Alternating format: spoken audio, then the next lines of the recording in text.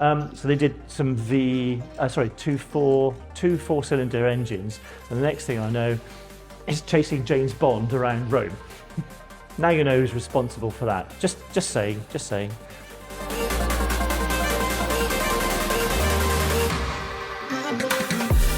I'm not an automotive engineer. So shall I go now? Okay, so I've got a perspective from all over, and what I've seen today has been very interesting. I've got some stuff that I'm going to talk about later in this very short chat, but thank you very much for the invite, and much appreciated. So the first thing you do when you do a presentation is to know your audience. This is the bit where you participate. What goes pieces of seven, pieces of seven? Don't worry, it's a parity error. So I've got an audience over there somewhere. You lot were rubbish, and over there you're getting there. Okay, right. So a bit of background on me. I left the Royal Air Force in about 2003, having worked on all sorts of exciting stuff: Joint Strike Fighter, now F-35, Typhoon, was the Eurofighter program when I was on it, Tornado, Hercules, all sorts of stuff. I did a lot of things with software standards as well in my final years to do with Defence Standard 0055. Then I left and joined, having done a dissertation on software to do with formal methods at University of York. Formal methods is the maths behind all software and electronic devices. So we can actually do proof that things work. It means we don't need to test it. So I'm assuming you've all heard of Alan Turing. In 1944, he wrote a paper that said, I don't need to test this program, I can prove that it works. So all that stuff that people are talking about, millions of miles worth of testing or thousands of hours of testing, we might be able to prove things instead, and that's done at the press of a button, if you can get the automation in. So I joined the group that I was working with to do my dissertation, Professor Colin O'Halloran, as he is now, the group that was in Derra and turned into Kinetic, but I don't like to mention that bit.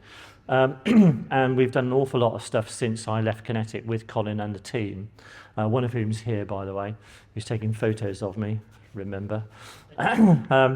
So we're doing stuff at the moment. We've just got, 2 weeks ago, we just got an operational authorization at the Civil Aviation Authority to do the first fully autonomous, beyond visual line of sight drone. There'll be a press release out about this very shortly. So you're hearing this, you can't tell anybody. Okay, that's between us. And there'll be a drone flying from Wolverhampton Station down to Sandwell and Dudley, doing surveillance and deterrence of tow rags who are trying to nick stuff off the railway lines. This costs you and me millions of pounds per incident, which is why they want us to do that. And what we're doing is the safety critical software that assures the behaviour of that drone. To our knowledge, of course, we're a small business, but to our knowledge in the UK, we know that nobody else is doing it this way. The Civil Aviation Authority is essentially asking us to help them to write policy. So we think that there's no one else doing it in Europe, and there's no one else doing this kind of stuff across the world, as far as I can tell, but I don't have a massive research budget to find that kind of stuff out. We're doing a medical device. It's a transplant organ transportation device. The science that we're controlling extends the viability of a transplant organ by over 3 times. So a kidney goes from 8 hours viability to well over 24. That's a pi r squared function of the potential recipient pool. That is astonishing potential number of lives that could be saved with organs that actually get thrown in the bin on a Friday night because there's no one to receive it in range. Fantastic stuff. Brilliant.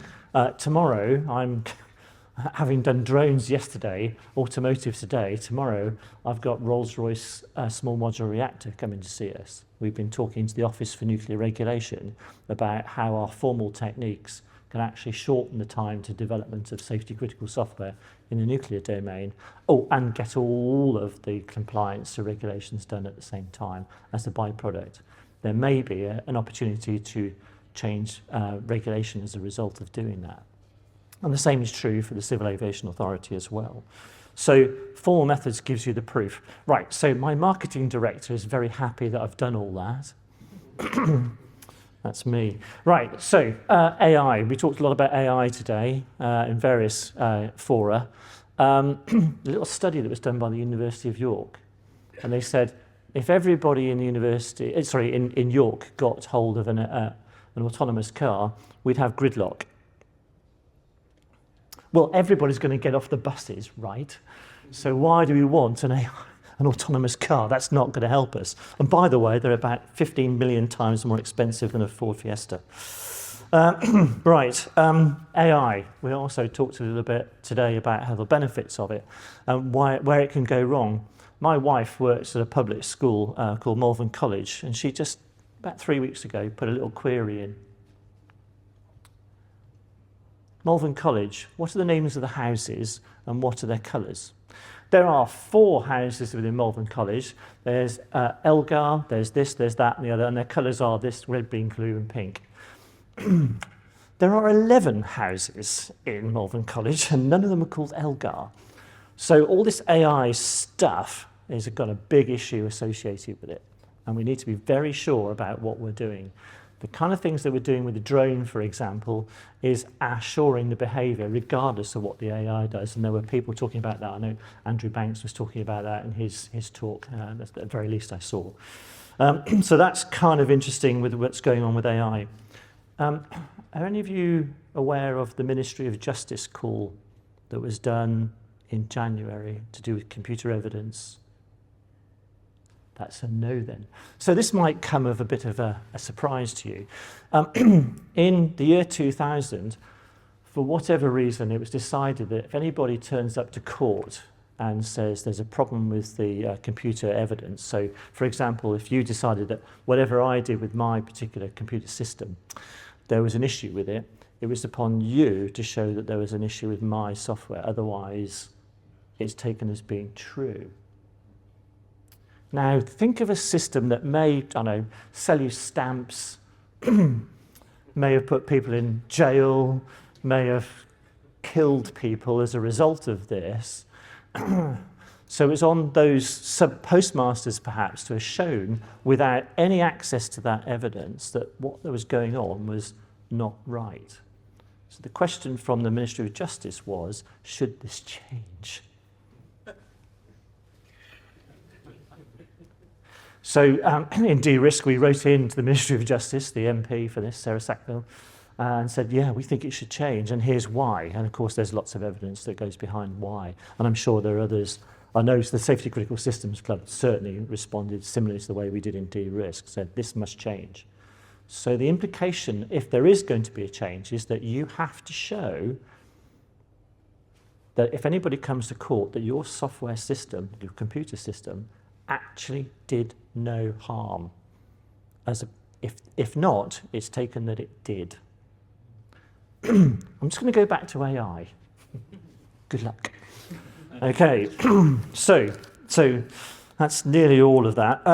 One of the things that I was taken with today was on the recalls for cars. There's a number of stats that came out. Elliot Hermes, who may be here this evening, said there was 65% of recalls was to do with software and electronics in the US in 2022. 65% of all recalls in the US. That is an enormous amount of money, notwithstanding the $2.1 million in letters to tell everybody that there's a recall going on. That's an awful lot of cars you have to sell to get $2.1 million back, let alone everything else. So there's a lot of issues. Okay, so moving on slightly. That's the not so humorous part. Anybody know what that is? Don't say if you do.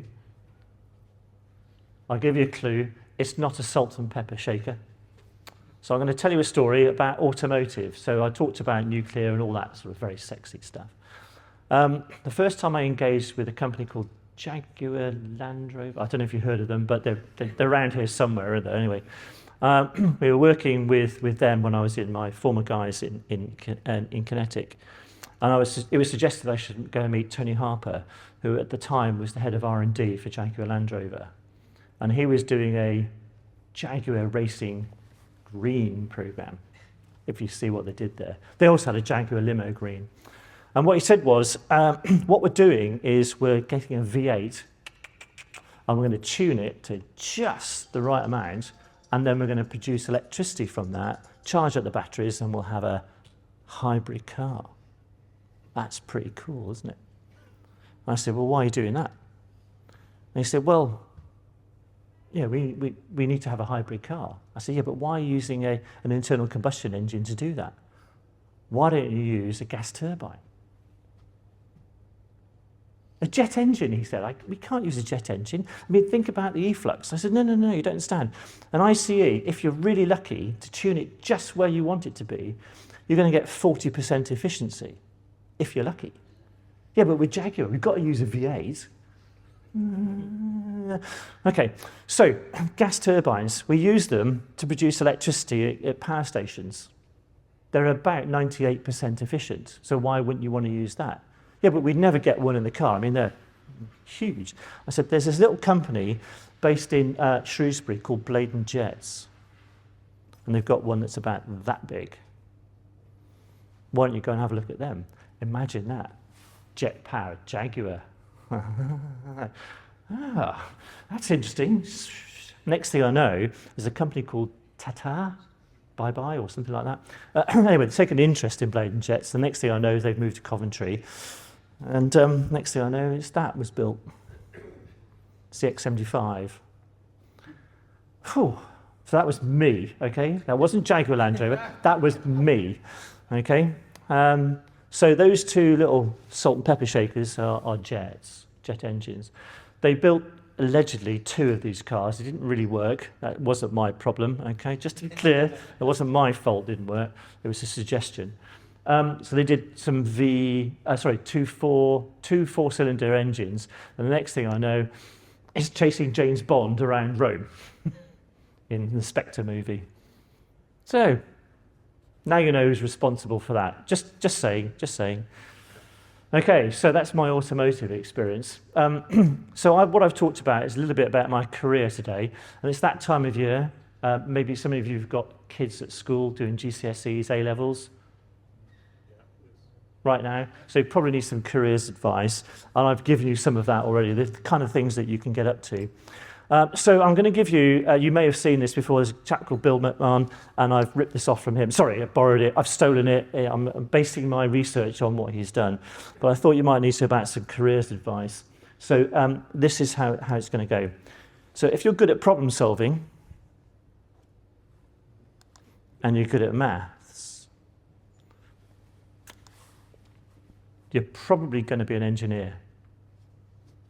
So you can advise your children or anybody else that that's what's going to happen.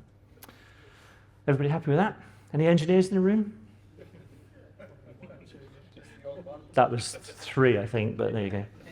Okay, so if you've got people skills and you're good at problem solving, you might go into management. You may. Any managers? You don't have to stand up, it's fine, it's a safe space, it's fine. Okay, so you can guess there's a bit more to this diagram. So if you've got OCD and you're into math skills, then you're going to be an accountant. Okay, so these guys and gals, right, they can identify problems, but they've got no chance of being able to solve the problem. They're just going to go, you've got to solve that. I mean, this big problem, you've got to solve it. Otherwise, you're out of business. Well, thanks for telling me that, as if I didn't know that already. Thanks very much. Right, so if you're into drinking, anybody into drinking? Don't, again, it's a safe space, so it's fine. If you're into drinking and you've got people skills, then you're in sales. Anybody in sales here? Hurrah, hurrah. Yes. Is that right? Is that right? Yes, good. Well, thank God for that. At least some of the science works with the Venn diagram. The maths works, thank God for that. Okay, so we're good. So now we've got heartless. If you're OCD and you're heartless, you're definitely in HR. All right. Anybody in HR here? I make no apologies. Is that true? You're sacked. Yep, absolutely. Thank you very much. That's what you need. And if you're heartless and you're into drinking, then you're going to be a lawyer. I think that's pretty true. Any lawyers in the room? Don't sue me. Thank you very much. And if you're all of those things, then you're probably going to be the director of a high-tech startup.